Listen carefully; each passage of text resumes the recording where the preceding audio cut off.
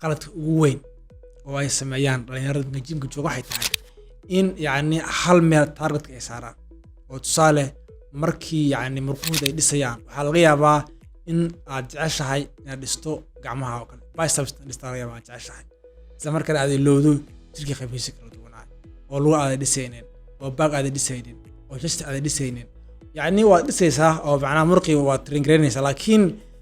exercise loo baahnaa iyo routine loo baahnaa ma siinaysid hal qayb baa u badan tahay tan waxaa dhacaysa halkii qayb u badneed in kugu soo weynaato intii kalena ay ka yaraato idana ay waqti kugu qaadatana in qaybtii kale ay yaraadana aad dhisto samarka maxaa laga baahan yahay waxaa laga baahan yahay inaad balance gareedo jirkaaga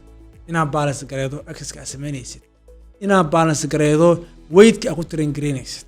si jirkaagu iskula ekaado muuqaalkaaga iskula ekaado shape-kaagu u soo baxo yacni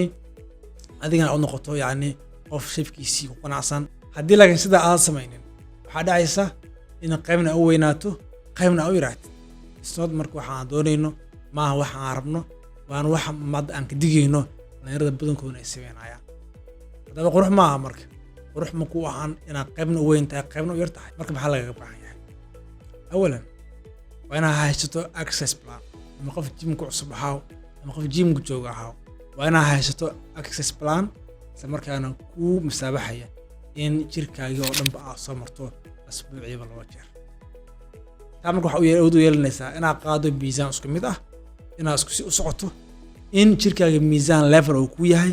isla markaana si isku mid ah u kortid jirkaaga ma kala weynaanayo yani balanced si level ah qurux badan oo jirkaagii ugu soo baxaya kusoo biir page-keena coach Cabfit